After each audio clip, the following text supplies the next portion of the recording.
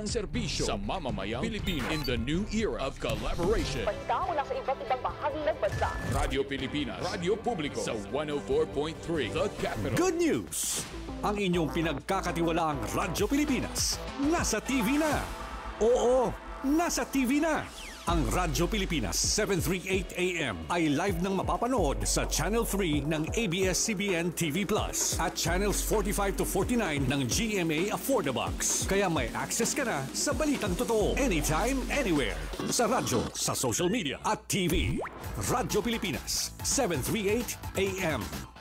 Pinadali na ang government transactions sa tulong ng eGovPH Super App. Pwedeng-pwede mo nang magawa ang lahat ng ito. I-download ang eGov app sa iyong smartphone o tablet mula sa App Store o Google Play Store. Pagkatapos, ilagay ang iyong mobile number at i-authenticate gamit ang one-time PIN o OTP para marehistro ang iyong account. Saka ilagay ang iyong mga pangunahing impormasyon at kumpletuhin ang facial recognition technology para sa verifikasyon ng iyong pagkakakilanlan. Para sa mas mabilis at mas maayos na serbisyong panggobyerno, gamitin na ang eGovPH Super App.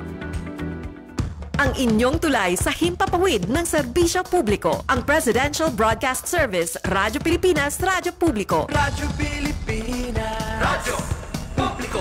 Kinilala ng pang-international at prestigyosong Asia-Pacific Broadcasting Plus Awards 2025 para sa kategorya ng Government Streaming. Ito ay dahil sa epektibo nitong pagsasanib ng mga tradisyonal na media tulad ng telebisyon, radyo at print para masabayan ang mabilis na pag-inog ng mundo ng digital at social media tungo sa mas epektibong paghahatid ng mahahalaga at napapanahong mga impormasyon sa mamamayang Pilipino. Kinilala rin ang Radyo Pilipinas dahil sa patuloy na pag-akyat ng rating. Ngayon ay matatag sa pang-4 na pwesto sa Mega Manila ayon sa pinakahuling Nielsen Radio Audience Measurement Survey. At sa social media, nakamit ang mahigit 2,000% pagtaas ng bilang ng mga sumusubaybay sa Radyo Pilipinas page sa unang bahagi ng 2025. Patunay ito na ang inyong Radyo Pilipinas, Radyo Publico ay tunay na kaagapay ng inyong pamahalaan sa paghahatid ng serbisyo sa mga mamamayang Pilipino. Mula sa aming lahat, sa ngalan ng inyong pamunuan at mga kawani ng Presidential Broadcast Service, kasama ang inyong mga himpilan ng Radyo Pilipinas sa buong kapuluan. Maraming salamat po sa inyong lahat, sa inyong pagtangkilik at pagkilala. Radyo Pilipinas, Radyo Publico. Radyo Pilipinas, Radyo Publico. Radyo Pilipinas, Radyo Publico.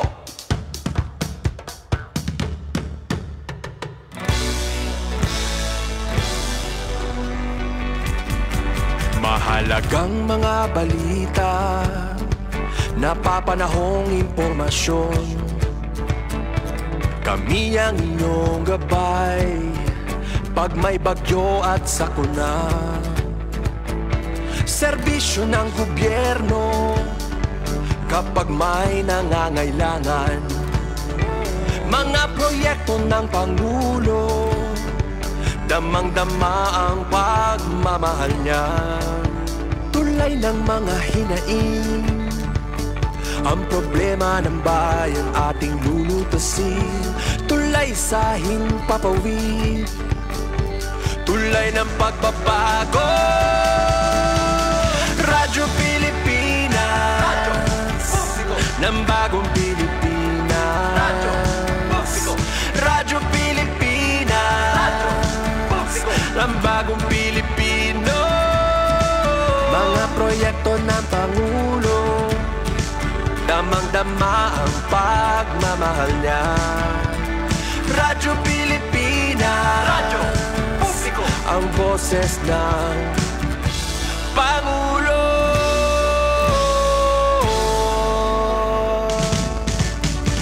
Karamay nyo kami, kahit malayo man kami nakakarating.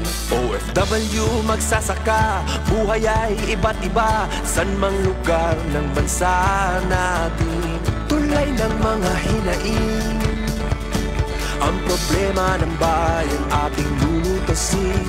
Tulay sa himpapawid, tulay ng pagbabago.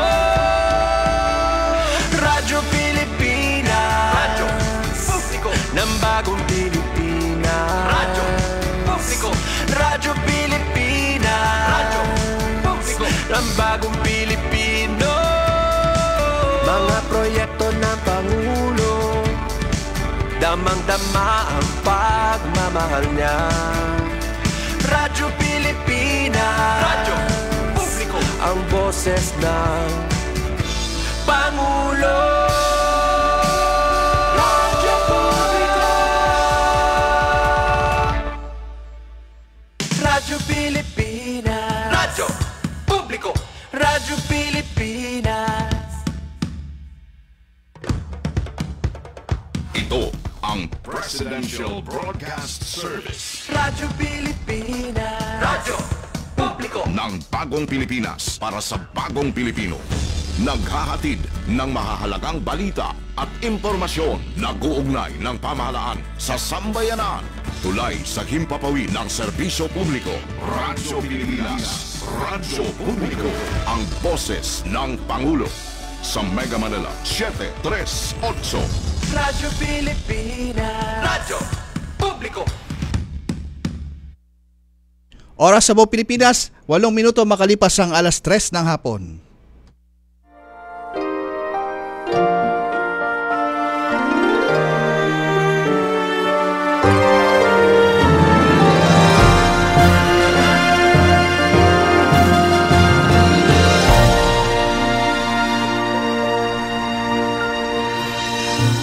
Isang magandang hapon po sa inyong lahat at welcome po tayo sa ating programang Kalinga Hatid ng Red Cross dito po sa Radyo Pilipinas, Radyo Publiko.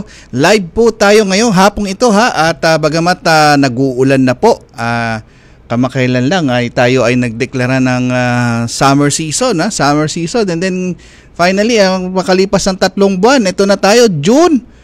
Ngayon ay June 8, 2025 at kamakailan ay nag-declare na po ang Pag-asa ng tag-ulan at speaking of that, yan po ang pag-uusapan natin na paano ang preparasyon at paghahandang ginagawa ng Philippine Red Cross at kagaya po ng kagabi ay nagkaroon na po tayo ng mga lalakas na pag-ulan at itong nakaraang linggo. At syempre inaanyayahan namin kayo hanggang 4:00 po tayo ng hapon. At nais nating pasalamatan na bumubuo ng ating programa, ang ating Presidential Communication Office, si Secretary J. Ruiz, ang ating Director Bong Fernando Sanga, si Sir Dindo Amparo, ang ating Station Manager, si Sir Alan Alyanige, at ang kasama pang iba pa nating kasama dito sa ating programa, syempre si Sir Maki at si Sir Ray Sampang, at sa technical side, Sir Oli Lopez at si Ma'am Joy Timidan.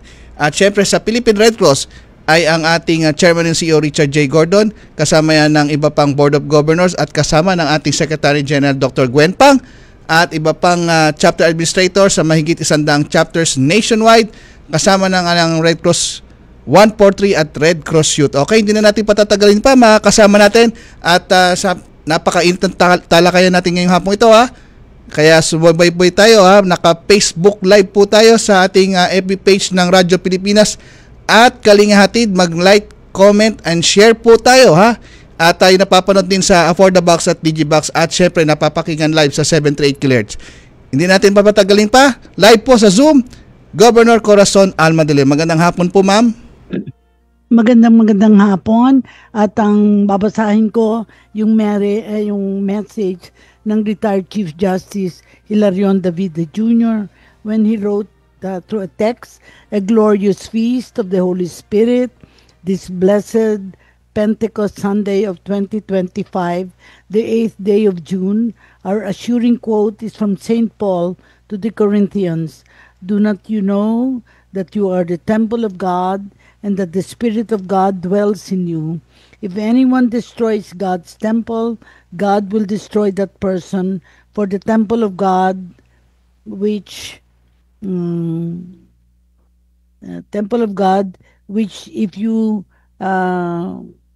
which is you, is holy, and let this be our prayer. Come, Holy Spirit, we stand in need of your grace. Fill us with your sevenfold gifts of fear of the Lord, wisdom, knowledge, understanding, counsel, fortitude, and piety. Nurture and keep them in us so that renewed we may be able to serve others with all our minds and hearts and glorify and honor the eternal Father to the dearly beloved Son, our Lord Jesus Christ, every moment of our lives, especially as we journey as pilgrims of hope in this Jubilee year of 2025. At tamang-tama, nandito na ang representative ng Patrick, si Patrick ng Manila. Yes po. At of course, kasama na rin Marikina Chapter, si Erwin Braga. Tama? Yes So, po. dalawa lang muna At sak- ang ating panauhin. Magjo-join din po, Hinihintay Gob. natin Si Gob, ang... chairman ng... Yes, go ahead. Apo, magjo-join din po maya-maya. Siguro ang chairman ng Marikina City Chapter na si Chairman Bernardino, at kasama po yan ng ating head at manager ng Disaster Management Service sa atin sa Philippine Red Cross National Headquarters, si Ma'am Criselda Ising Longa. At magjo-join din po sila maya. Wala pa silang retrato, kaya Apo. yun munang nandito. Nag-aayos lang daw po, ma'am. Kakausapin. Apo, sige po. Okay po. Wala pa. Nauna ay si Patrick Sevilla, Chapter Service Representative, Safety Services, Manila City Chapter. Patrick, bumati ka muna. Hello po, Cora and Sir. Magandang hapon po sa inyong lahat. And I'm Patrick po again from Philippine Red Cross Manila Chapter. Okay. So ano ang mga preparation ninyong isinasagawa ng Manila Chapter ngayong formal na nagsimula ang tagulan? Ayan, Gob. Isa sa mga preparation natin, syempre, yung info dissemination ng safety tips and patungkol sa mga tag-ulan. And also, tayo rin po ay continuous monitoring ng ating mga paparating na bagyo. Syempre, dahil nga po nagsimula na ang tag-ulan ngayon. Then, syempre po, kasama rin doon ang ating pag-prepare ng ating mga assets. And also, pag-prepare po ng ating mga Red Cross 143 volunteers. So, kasi po ang ating mga 143 volunteers, sila po ang mga tutulong po sa atin para magbigay ng updates kung ano pong nangyayari sa kanilang community. Tama. Ngayon naman tatanungin natin ang Marikina Chapter, si Erwin Braga, kasi ang gusto naman nating malaman sa Marikina Chapter, bukod sa preparasyon, ang lungsod ng Marikina isa sa mga agarang minomonitor kapag may sunod-sunod na paglakas ng ulan. Saan lugar sa Marikina ang mga na-identify nating laging binabaha? Okay, good afternoon po, Gov Cora, and good afternoon din po sa ating tagapakinig at tagapanood po dito sa ating radio station. Ako po si Erwin Braga from Red Cross Marikina Chapter, CSR po ng DMS and BS. Actually po, Gov Cora, ito nga po na-declare na ng Pag-asa na southwest monsoon o meron na tayong habagat na nagpe-prevail. At kahapon po, we experienced yung malakas na pag-ulan. But unfortunately, dahil nga sa ginagawang hakbang ng local government, nag-dredging, and then meron pong ginagawang activity ang ating ilog. So, good thing po, sa sobrang lakas na ulan kagabi at sa lipas ng mga araw, na-maintain po natin yung 12 meters ng water level in Marikina River. Sa kahabaan po ng Marikina River, ayun po yung ating binabantayan sa kapag ganito pong panahon ng tag-ulan, mula po sa Nangka hanggang po dun sa IBC, ayun po yung mga barangay po, actually 12 barangays yan na minomonitor talaga natin. Plus pa yung mga creek na yung mga bridges na nandito po nakapaloob sa atin dito sa lungsod ng Marikina. Maganda po na meron po tayong ginagawang prevention and mitigation na ginagawa ng local government, yung dredging po ng ilog natin.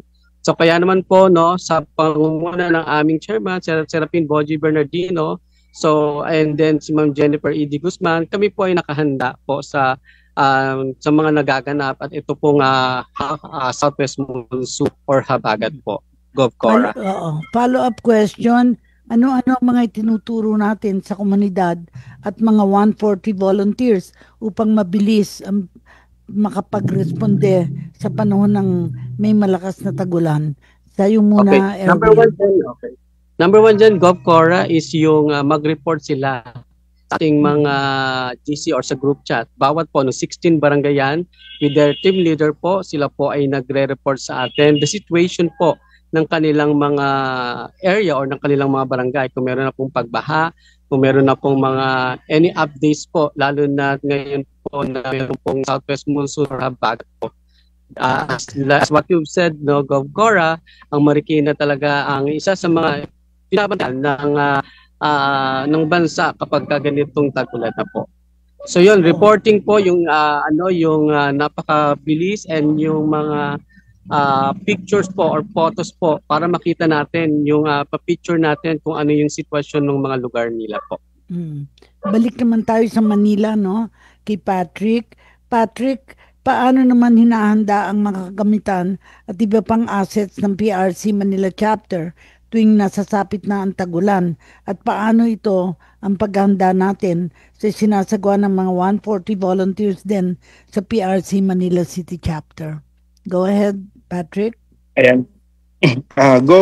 Siyempre, pag alam na po natin or pagparating na po ang mga sakuna katulad ng bagyo, sinisecure po natin na maayos yung mga assets na meron po tayo, na ina-anticipate natin ano ba yung mga gamit na kakailanganin natin and mga mitigation na activities katulad ng pagte-training ng mga volunteers, cleanup drives, posting ng information dissemination sa community para maging aware ang community ano ba yung mga dapat ihanda. Hindi lang, sa tingin ko, hindi lang po tayo ang dapat naghahanda, pati ang community dapat maging handa sa anumang sakuna katulad ng bagyo. Sa sektor ng kalusugan, handa rin ba ang ating mga volunteers upang maiwasan sana magkaroon ng sakit kagaya ng dengue at leptospirosis tuwing tagulan? Patrick? Yes po, Gob. Handa po tayo, ang ating mga volunteers na sumuong pagdating po sa mga disaster o kalamidad.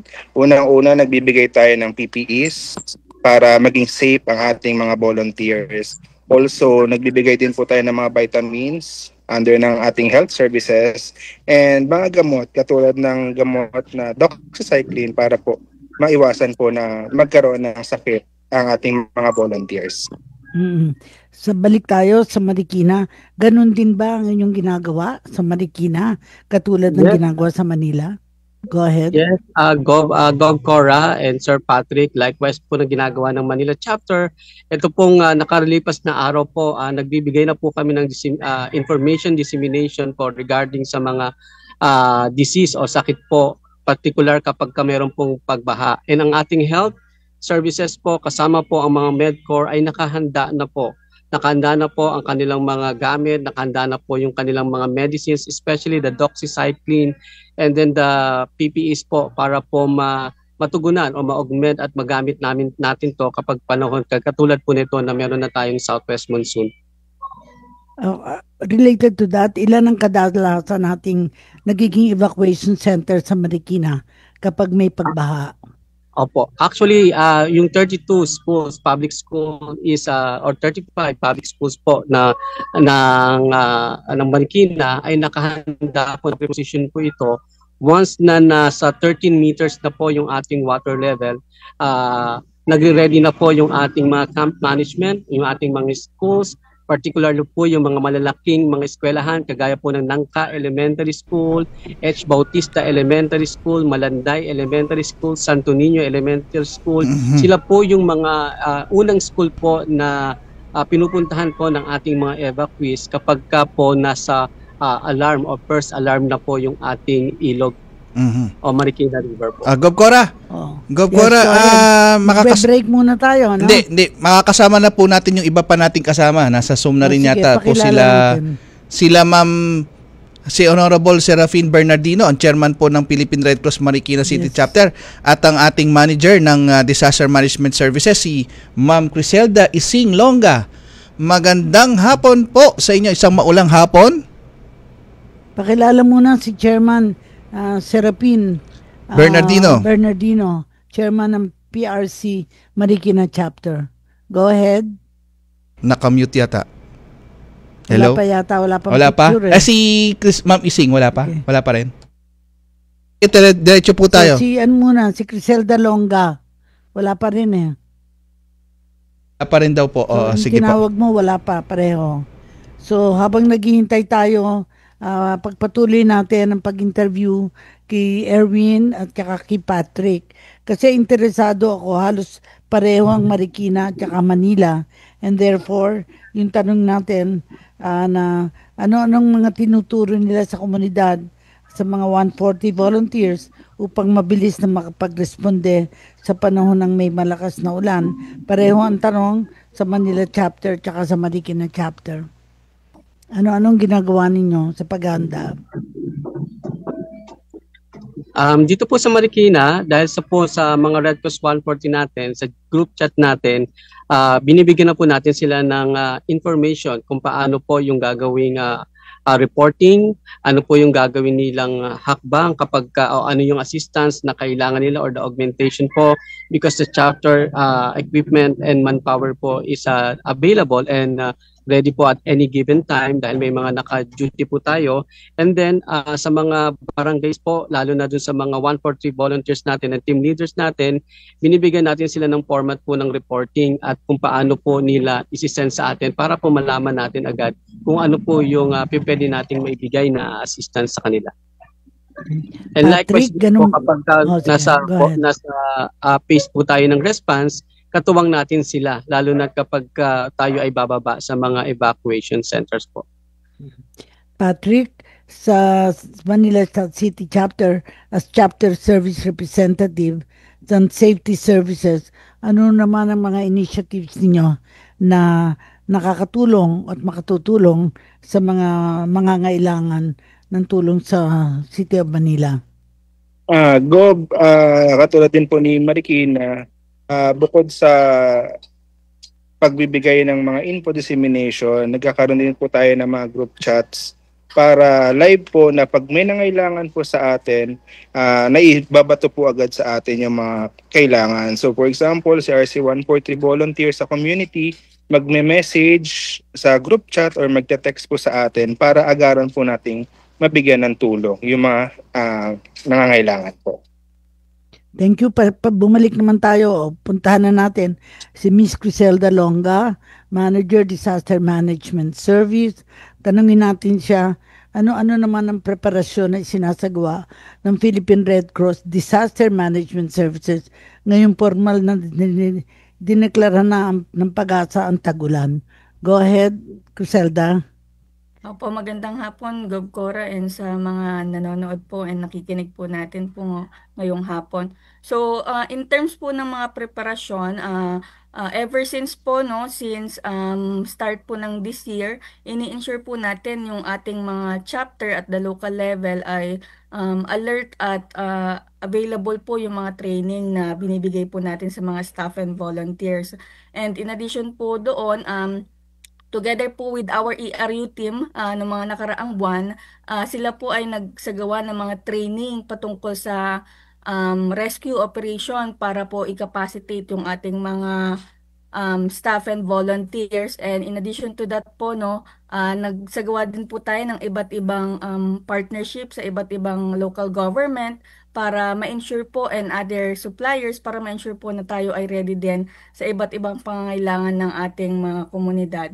So, yun po yung mga tinitignan po nating preparasyon and katulad po ng sinabi po ni Sir Patrick, yung ating mga Red Cross 143, sila po yung talagang binabantayan at sinusuguro po natin na laging handa dahil sila po ang nakikita po nating way para ma-ensure na hanggang barangay, hanggang community, mabilis po ang ating responde.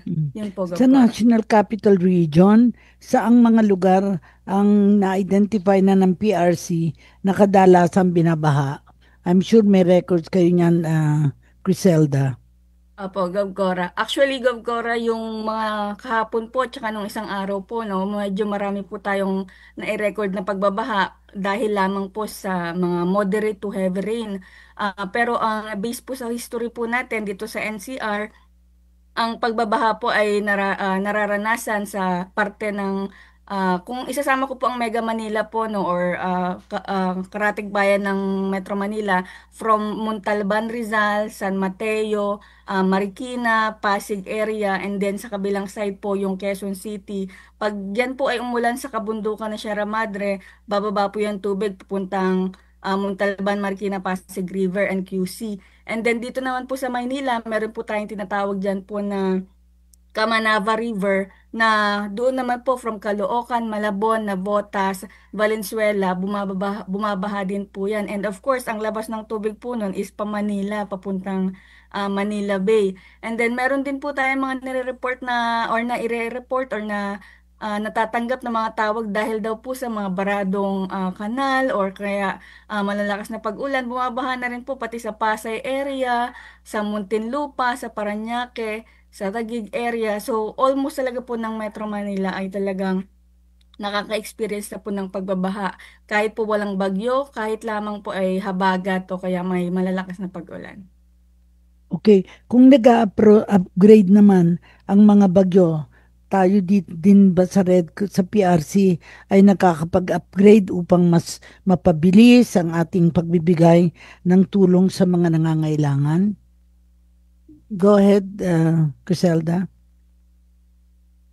Opo, no, Gov-Cora. Si PRC din po ay nag-upgrade. Kung naririnig nyo po, no, sa mga kadalasang simulation exercise po natin at yung mga equipping po natin, ini-improve na po natin yung ating IT, information technology. So, sa mga last quarter po, no, ini-ensure po natin na ang chapter ay capacitated po sa drone. Kung alam niyo po yung drone, Gov-Cora, yun po yung ginagamit po natin pang aerial assessment. Kasi mahirap na po, no, na tayo ay susulong agad-agad sa pagbabaha. Yung drone po is pwedeng makatulong po sa atin sa aerial assessment para makita agad natin kung gaano ba kalawak yung pagbabaha. And of course, yung ating mga chapter, ini-ensure na dapat po yung kanilang communication system, yung kanilang Starlink, yung kanilang mga radyo ay laging available.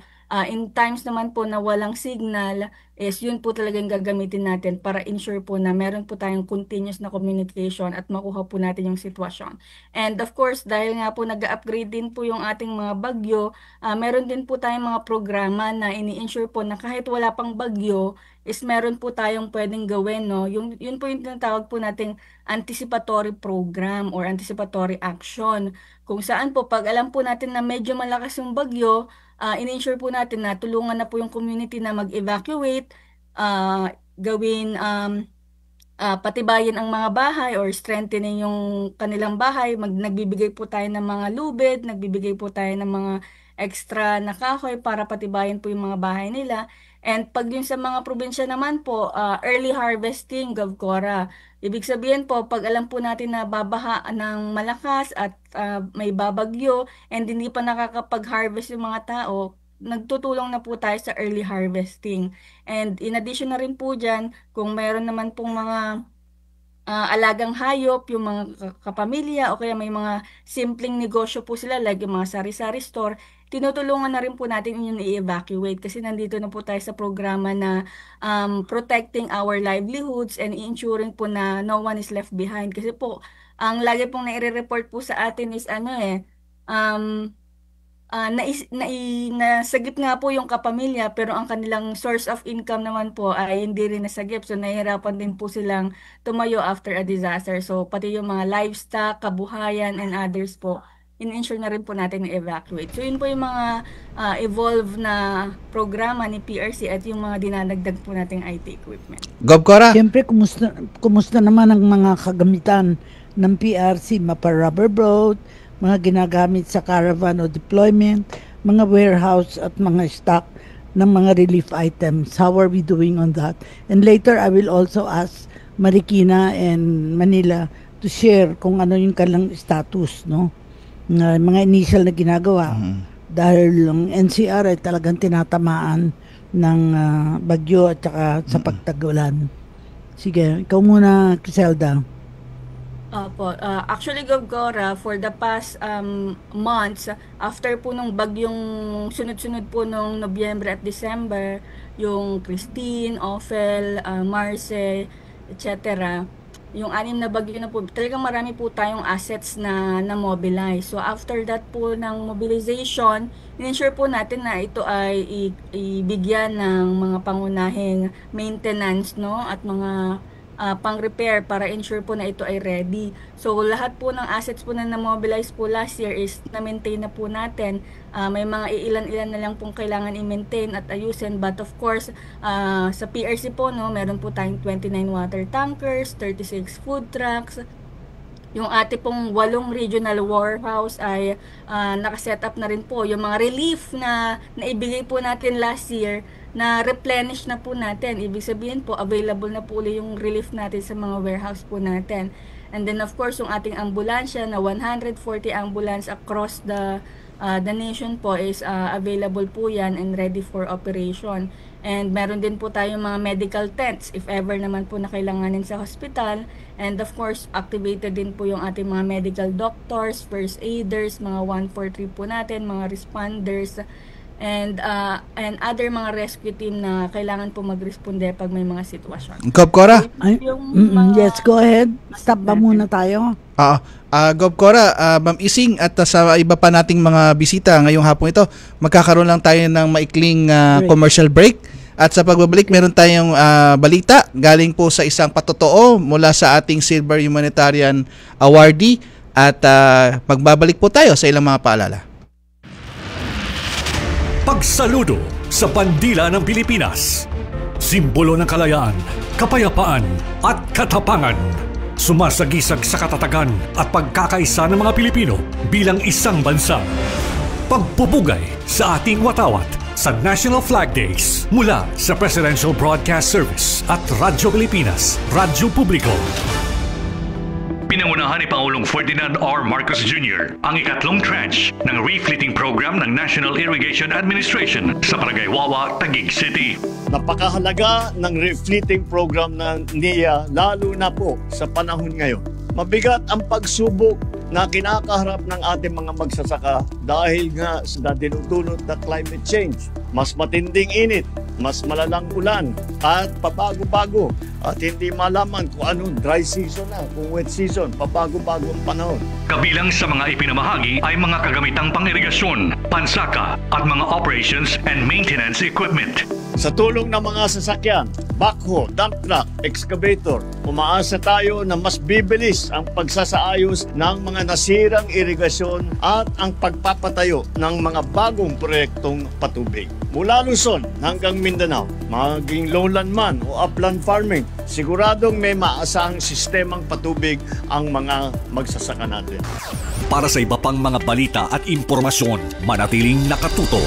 Tapat sa pag-uulat. Radyo Pilipinas, Radyo Publiko, 738. Okay, pasok na po natin din yung ating report galing kay sa Communication Department. Volunteer at heart. I have worked for more than 20 years in being a Red Cross member. I have been a chapter chairman for 19 years and re-elected again for another term. When I took over the Philippine National Red Cross Ilocos Norte chapter, it was only in category D. I was able to promote it to C. After a year, after 2 years, promote it to Class B. In the Philippine Red Cross Ilocos Norte chapter, I was able to work for a free lot. I was able also to solicit from people and my friends to put up a 3-story building. This comes from the passion of the heart. Nothing is impossible. Chairman Dick has always been an inspiration. He is a person who started a flame, and this flame becomes a fire, and the fire will go to all directions. I got the Silver Award because I'm moving forward, even if my age is being dwindling, still my passion to serve does not diminish. At my age, they think I cannot do anything, but I can even do more. So everybody should use their time usefully, and that is to serve their fellow men and not themselves. If you love your country, serve your country by serving your people. Ayan. Yan po, nakilala natin ang Silver Humanitarian Cause Awardee na si Director Mary C. Ang ng Philippine Red Cross Ilocos Norte Chapter na sa kabila ng edad na 90 ay hindi naging hadlang ito upang makagawa siya ng makabulang pagbabago sa buhay ng ibang tao. Yan po ang kwento ni Director Ang, Gov. Cora. Yes, I know her personally at talagang kahanga-hanga ang naging contribution niya sa Red Cross to the chapter Ilocos Sur, yes.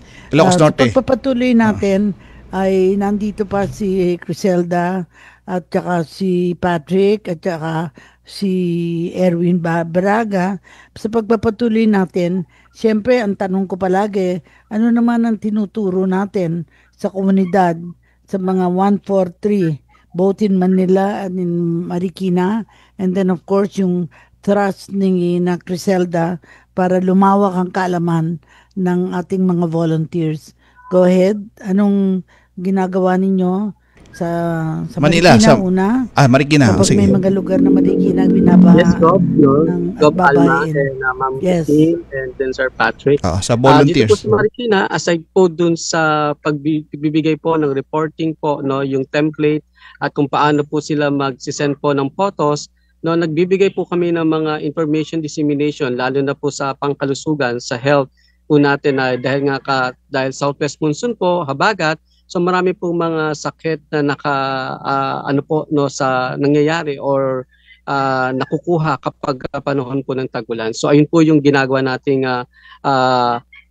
pagbibigay ng training sa kanila, kagaya po ng first aid, may mga train na po tayo mga 143 volunteers sa WASH, meron din po sa health and then sa welfare po, no, nagti-training tayo ng mga 140 volunteers natin para makapacitate po yung ating chapters. And of course, we have the ERU or the Emergency Response Unit volunteers po na ngayon na tag-ulan po, sila po ay naka-standby or naka-ready po in any given time na kapag nag-escalate po yung sitwasyon natin dito po sa Marikina. Ayun po, Bob. Yes, thank you very much. And of course, si Patrick, gusto ko ding i-mention mo ang mga naging karanasan ninyo at ang tinuturo ninyo sa komunidad. Kasi ang gusto ni Chairman ay palawakin talaga ang 143 volunteers para mabilis magresponde. At ano naman ang maipapayo mo sa mga residente ng Manila para laging handa kapag hindi lang may ulan at pag may baha. Go ahead, Patrick. Ayan, Gob. So, sa Manila po, bukod sa nabanggit na rin po ni Sir Erwin ng Marikina, syempre patuloy ang ating pagtutraining sa mga Red Cross 143 volunteers, not only in training recruiting, para at least dumami po yung ating mga volunteers na tutulong sa atin in times of disaster. Also, nagkakandak po tayo ng mga healthy lectures, again, patungkol sa dengue, leptospirosis, diba, para maging aware ang community po natin kung ano po ba yung mga kailangan nating gawin in times ng nagkaroon ng, for example, ngayon tag-ulan, ano ba yung mga dapat nating kailangan malaman or dapat malaman ng community para maging prepare po ang ating mga nasasakupan. Also, syempre, proper din po na proper dissemination kung paano po ba magre-report sa atin para at least agaran pong masolusyonan yung mga problema na kinakaharap po ng community. So for example, pag may malakas na ulan, monitoring po, magsasend sila ng monitoring sa atin, ano po ba yung nangyayari sa lugar nila para alam po natin kung sino yung mga uunahin para hindi po tayo mahirapan sa pagbibigay ng action doon sa ating community. Kay kay Ising, sa mga kalapit na probinsya, saan ang may madalas na insidente ng pagbaha at saka landslide lalo ng habagat season? Opo, Gov, no? Ang habagat po ay sinasabi po natin o sa English ay southwest monsoon. Ibig sabihin po, sa western part of the country from Ilocos, Zambales, Pangasinan, pababa po ng Batangas, Cavite, Palawan, and then mga probinsya po ng Panay Island, Capiz, Iloilo, and then dito po sa Zamboanga, Cotabato area. Yan po ang kadalasang naapektuhan ng ating southwest monsoon o habagat. Pero po pag may mga sitwasyon po no, na kunyari ngayon po may LPA po ngayon na humahatak ng mga kaulapan at ulan papunta naman sa major sa gitna ng ating bansa, and naapektuhan din po yung ating eastern part. Paghabagat po talaga is almost buong bansa po ang naapektuhan po no, hindi lang po ang part ng Western Philippines. So yun po yung lagi po nating nai-record ng mga sitwasyon pag may habagat po tayo. Pero kalimitan po ngayon no na nai-report na saan po ba ang may kadalasang pagbabaha. Ang lagi po nating nare-record na may pagbabaha ngayon lalo pag may habagat is kabilang na po dyan ay Batangas, Cavite, Palawan area, and then yung mga nakaraan po Cotabato area, and then kahapon po no may Zamboanga City po tayo na pagbabaha. Malakas lang po yung pag-ulan, then umangat agad yung tubig ng ilog, and then bumaha po sa kalapit na mga barangay. And then siguro isama ko na Gagcora, katuwang ng pagbabaha ay yung mga landslide. So of course yung mga landslide dahil nga sa patuloy na pag-uulan sa mga past na mga araw, minsan past weeks, yung mga kalupaan po natin ng kabundukan is talagang nasasubmerge na po sa tubig, kaya nagkakaroon po tayo ng mga landslide induced na mga sitwasyon dahil sa pag-uulan. So karamihan po dyan ng mga landslide operation or mga sitwasyon po na i-report is yan sa Rizal po na area, then meron din po tayo sa Visayas, and meron din po sa Mindanao. So yun po yung mga kalimitang mga area na lagi po nating binabantayan. Pero of course, mention ko na rin Gagcora, pag may mga bagyo, ang lagi pong naapektuhan ng mga probinsya po dyan ay Surigao areas, Siargao, Leyte, Samar areas, and then dito po sa norte yung ating sa Southern Luzon yung Catanduanes, Bicol areas, and then sa norte po yung part ng Aurora, Cagayan, Isabela, and then kalamitan po ang bagyo ay lumalabas po pa Batanes. So lagi pong naapektuhan ang Batanes pag may bagyo o mga sitwasyon ng mga weather disturbance. So yun po yung mga kalimitang area na lagi po nating binabantayan, at sila po yung mga area na talagang pinapatibay po natin yung kanilang preparasyon, yung kanilang mga volunteer, yung kanilang mga response asset para on their own, once po na magkaroon ng operation, on their own, kaya po nila magresponde agad-agad. Bilang manager naman ng Disaster Management Service, ano mga natutunan mo taon-taon pagre-responde sa mga ganitong panahon ng habagat? At ano ang mga naging challenges pa na hinaharap? Alam natin na very particular si Chairman Gordon dyan na kailangan yung paghanda, kailangan natin talagang matiyak na yung paghanda natin ay tumugon sa pangangailangan ng mga lugar. Go ahead, Ising. Po, no? Siguro po yung natututunan ko po no pag may mga weather disturbance po no na mga sitwasyon or operation, dapat po no ensure natin na ang ating mga local chapter ay capacitated on their own, dahil po katulad po nung nangyari nung Typhoon Christine, malaking pagbabaha po ang nangyari sa Camarines Norte at Camarines Sur. Nahirapan po tayo, yung mga asset galing NHQ, nahirapan po pumunta agad sa Naga City dahil nga po malawak ang pagbabaha. So dapat po i-ensure na lahat ng chapter ay may ERU, na dapat po marunong mag-rescue, marunong mag-responde for life-saving activity. Lahat po yung mga minimum requirement para to support yung mga evacuees, first aid station, welfare desk, psychosocial support, mga health promotion activities, mga medisina, dapat po available na po yan sa chapter para pag may report po na evacuation center, i-establish na lang po iyon. And then yung sinasabi po natin, yung mobilization ng 143, meron po tinatawag si chairman na recruit, training, and mobilize. Dapat po yung mga listahan po natin ng volunteers po no, sa ating mga chapter ay ini-ensure po natin na sila ay tinitrain at minomobilize. Kung wala naman pong mobilization, dapat po ay sila tinatawagan regularly. Kayo ba ay handa? Kayo ba ay available pag may disaster? So dapat po in-ensure po natin na sila ay ma-engage sa PRC program. So yun po. And then i-add ko na lang din po yung 4 hours no, ng ating volunteer mobilization. Report, respond, record, and recognize. So yung 4 hours na po na yun po yung dapat tandaan ng ating mga staff and volunteers na ang volunteer po, siya po ang nagre-report talaga no ng mga sitwasyon dahil sila po ang available at the community level. Si PRC po, syempre kung ano po ang nireport, i-respondihan po natin yan. Kung ang nireport po ay aksidente and then ambulansya po ang ipapadala. And then i-record po natin lahat po ng mga nireport, na-respondihan, dapat po si PRC ay merong record para makita po natin yung history ng mga sitwasyon sa iba't ibang lugar. And of course, wag po natin kakalimutan na mga volunteer ay i-recognize. Bigyan po natin sila ng patnubay na okay, ang volunteer po na ito ay na-mobilize sa ganitong lugar. Siya po ay dapat i-recognize, awardan na siya ay talagang tulong talaga sa PRC dahil volunteer po talagang susuporta po sa atin hanggang community level, no? So yun po yung tinitignan ko po as a challenge and mga lessons na dapat po nating itingin po no sa ating mga chapter. And of course, ensure po natin na ang chapter ay always available. Kung mawala ng signal, dapat po meron po tayong mga communication way, meron po tayong radyo, meron po tayong mga Starlink na agad-agad po makakapag-connect po tayo sa national headquarters.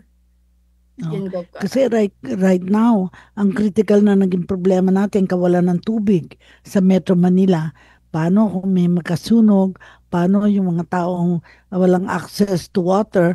Alam natin, meron tayong water tanks na making them available to the communities.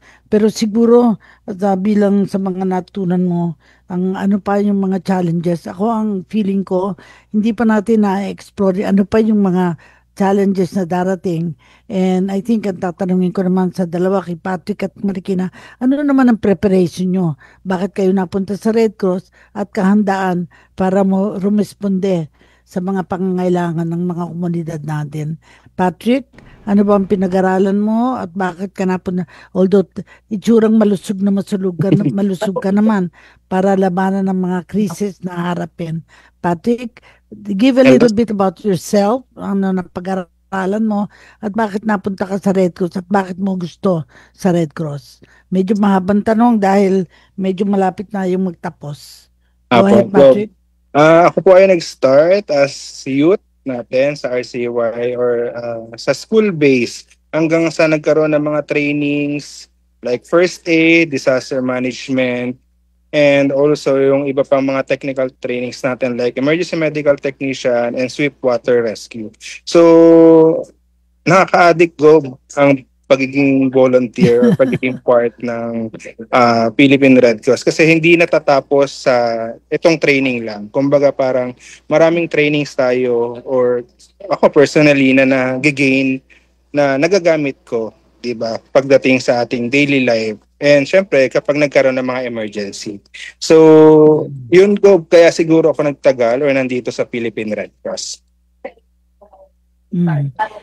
Hindi nakarating sa atin si Chairman Serafin Bernardino. I'm sure very busy siya, pero Erwin Braga will tell us as chapter service representative, anong nakita mo sa mga board members at saka bakit ka nagpatuloy na magtrabaho o to be engaged as chapter representative sa Marikina City. Go ahead.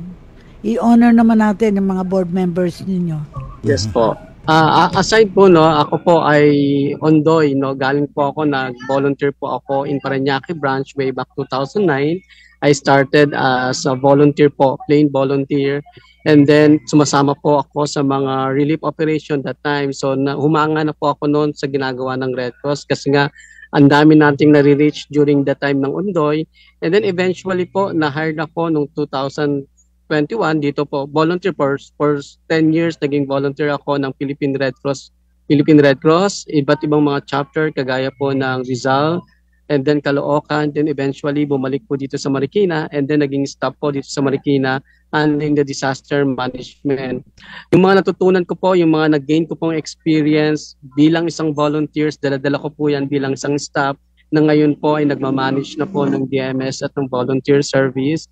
And then nade-deploy na rin po together with kay Ma'am Ising sa mga iba't iba pong mga disaster situation po sa atin pong nangyayari dito sa bansang Pilipinas. At ayun po ay malaking tulong po yun sa amin o sa akin para po magamit ko po yan pagbabalik po ng chapter.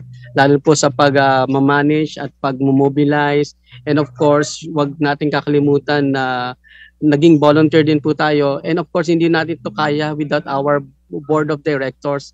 Sila rin naman po yung katuwang natin, kagaya po ng aming napakasipag na si Chairman Boji Bernardino. From the start po ng start ng operation, lagi pong nakaantabay at lagi pong nandyan yan sa amin. Kami po ay kinakamusta. Aside sa pagbibigay niya po ng moral support at yung kanyang experience handling the local government po as a councilor, city councilors, so ginagabayan niya po yung aming chapters and as well as yung staff and volunteers po ng Philippine Red Cross Marikina.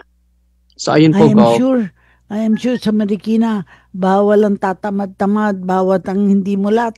Kaya kailangan talagang aktibo because your chairman no less is actively engaged in this. And I think gusto ko ding matanong final question sa inyo, tatlo. Ano naman ang natapos mo ng pag-aaral at na i-contribute mo bilang before a volunteer and now a staff? Ikaw, Erwin, and then of course si Patrick. I graduated as Bachelor of Science Business Administration, major in Marketing Management. So siguro po medyo malayo pero ano po 'yan lalo na sa mga training, sa mga disaster natin, lalo na kapag may mga companies tayo o may mga kilala tayo na gusto pong tumulong, pinapasok natin 'yan sa atin sa membership.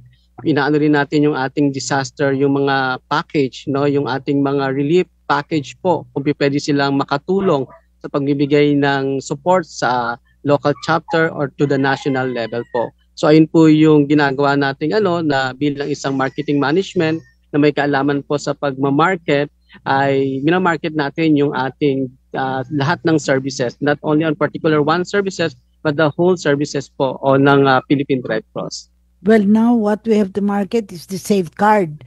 Kasi ito na ngayon ang thrust natin to ensure that we will have the resources needed. Si Patrick naman, balik tayo sa iyo, no? Sa palagay mo, ano ba ang background mo bago ko naging volunteer and then staff? Patrick. And so again, sabi ko nga po kanina, ako po ay nagsimula sa RCY bilang school-based volunteer natin. So habang nag-aaral pa lang ako, nagbo-volunteer na hanggang sa graduate, nag-training and na-inlove sa Red Cross hanggang sa naging full-fledged volunteer and now as a staff po ng Philippine Red Cross Manila chapter. Gob Cora. Very good. Magbigay na tayo ng mga final message po nila. Sige, final words na lang si Ising. Apo. Tapos stop na tayo. Go ahead, Ising. Final message, Ma'am Ising.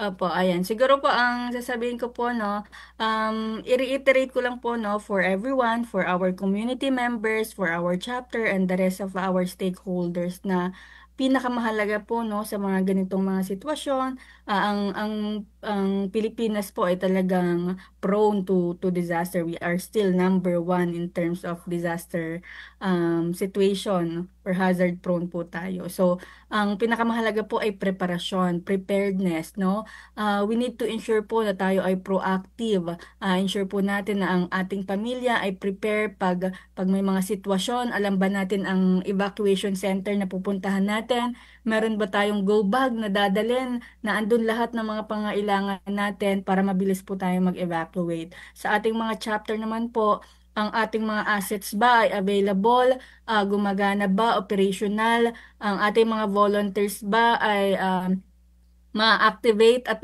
makakapag-responde para masuportahan yung ating mga komunidad.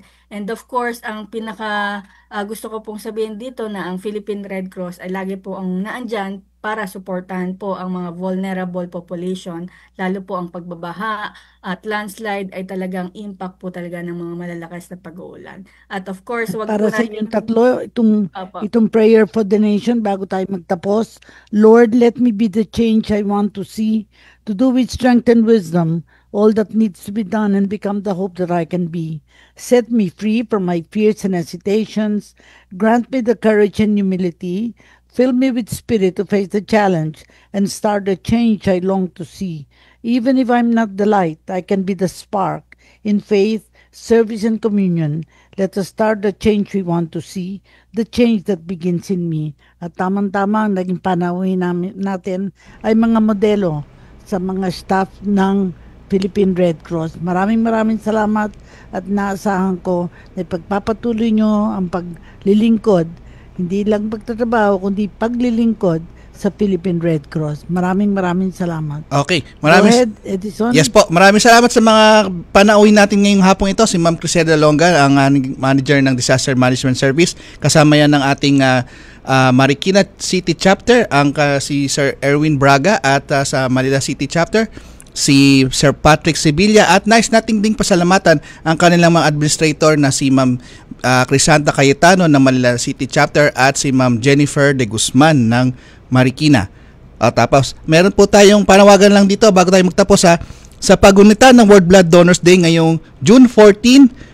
Ngayong Sabado po yan, ang Philippine Red Cross Malabon City Chapter ay magkakaroon ng bloodletting support floor ng mezzanine sa Fisher Mall na may temang Give Blood, Give Hope, Together We Save Lives mula alas 12 yan hanggang alas 7 ng gabi. At yan na po ating programang kalinghatid ng Red Cross sa Radyo Pilipinas, Radyo Publiko, ngayon pong ika-8 ng Hunyo 2025. At susunod na po pagbabalita sa atid ni Sir Albert Sebastian at kasunod yan ang programa ni Vance Fernandez. Ito po si Edison Enriquez. 2 minuto bago mag alas 4 ng hapon. We know you're always on the go. Pero ang mahuli sa balita